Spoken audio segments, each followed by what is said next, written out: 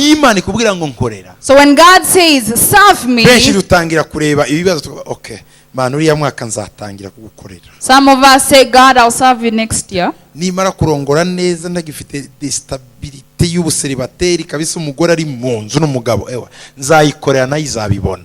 Tangira uyikorera uri umuseribateri, tangira uyikore. Harabavuga ngo mana nimara kabisa maze kubona abana banje bose baracutse baragenda nibazima maze byenda gifite rwaserera rwinda nibiki byo nzagukorera uziyumvirano. Nta gihe wahimana ngo uzayikore uhera uyu munsi.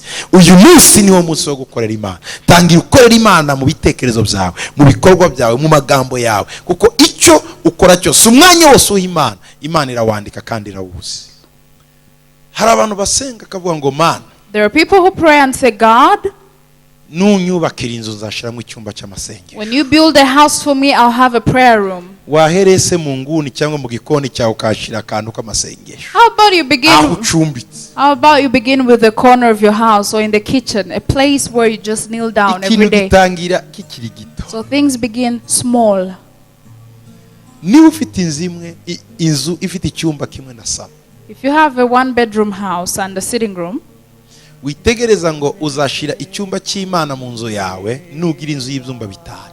don't wait to have a prayer room when you have a 5-bedroom house. Uragenda ufata karago. You get a mat cyangwa gatapi or a small carpet. ukabike. You keep it. Ijoro nirigera ubonye abantu basinzira. When people are sleeping and it's in the Ujye night, mu nguni muri salo gasasa uvuge ngo man iki nicyo cyumba cyawe. you'll go to the corner of your sitting room and put on the mat and say, this is my prayer room.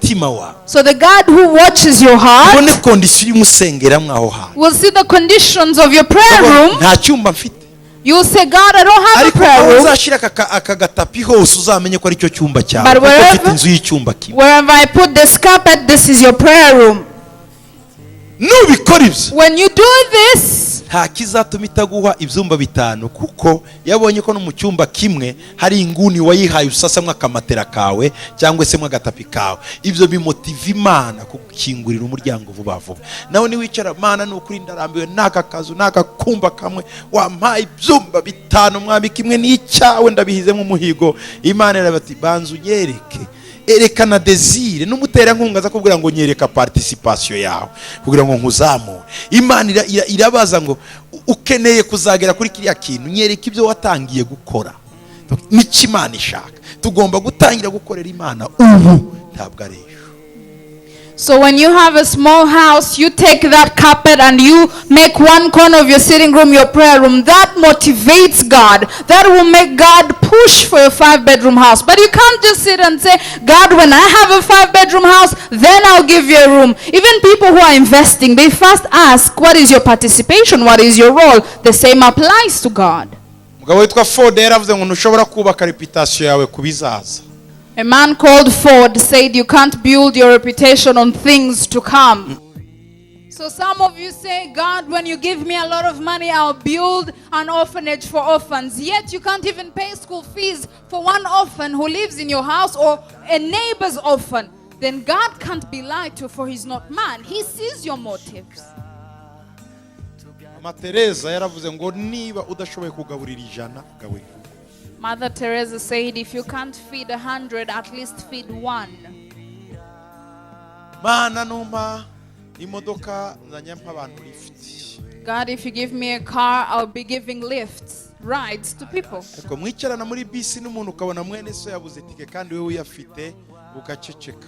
Uzatanga lift gute udashobora kwishyura umuntu saa 50 wewe bakakugarurira 700 ukayishyira muri poshe mugenzi wawe ntacyo afite arimo arwana n'abakonvoyeri. Ni gute uzatanga lift udashobora gufasha umuntu wabuze amafaranga muri bisi? Ega Imana si umwana we. Imana irareba kandi izi mitima yacu bihera hasi kugira ngo izakugire ubukomeye. Irebe umutima wawe ukiri muto kugira ngo Imana izagufasha. Niba ukeneye ko Imana izakugirira neza, tangira ukora ubu ngubu kimeze uko nyine. Korera muri izo mwaye ntoyo ufite, korera Imana ukumeze. Tuvuge ngo nzakorera Imana, ewana reve yanjye n'ukubaka itorero. Twakubwira ngo tanga umufuka w'isima, ngo ewana biriya nibinde banje nzubaka iryo ku musozi rinini. Imana nizaguha amafaranga utarubaka niri rito ryo mu kabande riri aha ngaha. Juste itafari rimwe ni ikibazo kuri wewe, ariko ngufite reve yo kuzubaka itorero rinini. Bongo achana kudanganya. The this is, impamvu Imana itizera abantu iduhera mu bintu bike cyane. the reason why God doesn't trust people, He begins with small tests. Hari abavuga ngo bazakorera Imana nibakira cyane. There are people who say they'll serve God when they become rich. Mana mifaranga, God, give me money, nzagukorera. I will serve you. Nzubakira imfubyi, I'll build for the nzubakira orphans, abapfakazi, I'll build for nzubaka widows, urusengero. I'll build the church. Imana irabyumva ibyo Then byose. God hears your prayer. Umva icyo uyibwira. This is what you're Ubu saying. yibwira ngo, You're telling him, numpa amafaranga niyo nzagukorera, nutayama nzakomeza ndukomeza.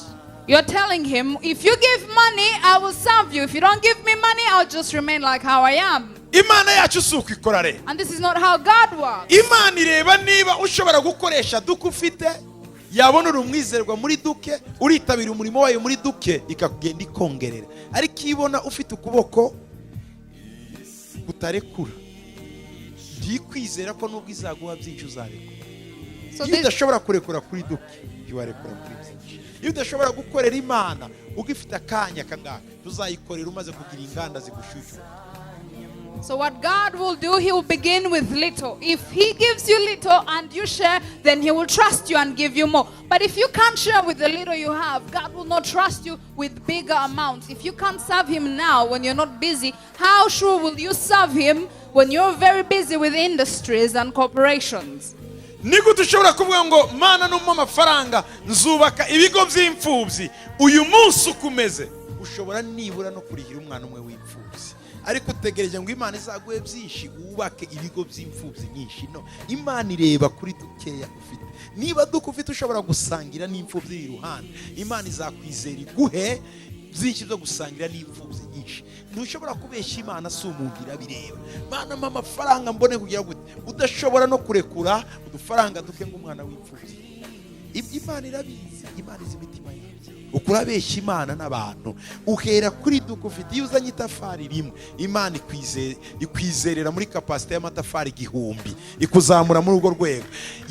Yabona wayatanze ikagweza mu rwego wakubaka itorero ryose. Ariko nuhera aho wicaye tu ku ntebe yawe ngo mfite inzozi bwana, zubaka itorero, zubaka itorero. Hari abakora priorite. Now there are people who prioritize. Ugasanga business ni iri imbere. The business comes first.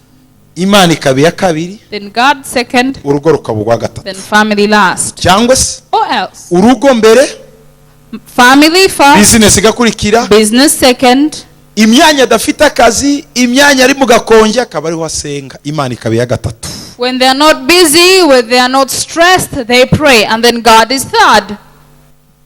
Hari abandi babanza gushira sport imbere akazi. There are others who even have sports before Ndabanje work. gukina, I'll first play Niruke. football, I'll run, nindangiza then after, gende noge, I'll take a shower, nimvayo then after, je muri biro nkore, I'll go to my office and work, nindangiza then mukakanya kagapoze nshaka Imana. I'll pray when I'm in my break time. Abandi nabo There are others akavuga ngo who say, mbere na mbere first, ni umugabo n'umugore wanjye my husband, my wife, n'abana banjye, and my children. abo nibo, These, hanyuma akazi, then work, hanyuma hamwe tuze kureba iby'Imana. then maybe God later. Aravuga ngo ibyo nakoze But he said, ngo nibyo umuntu wese wifuza gukomera no guhirwa mu buzima. I did what every person who wants to be successful should do. Ikintu cya mbere akora First, Imana. God. Amen. Amen. Icya kabiri Second, umuryango. my family. Icya gatatu Third, akazi. work. Ndagusaba ngo uyu mugoroba I ask you this evening wongere urevise priorite zawe. that you may revise your priorities. Niki kibanze mu buzima? What is the first? Niki kibanze mu buzima? What is the first priority?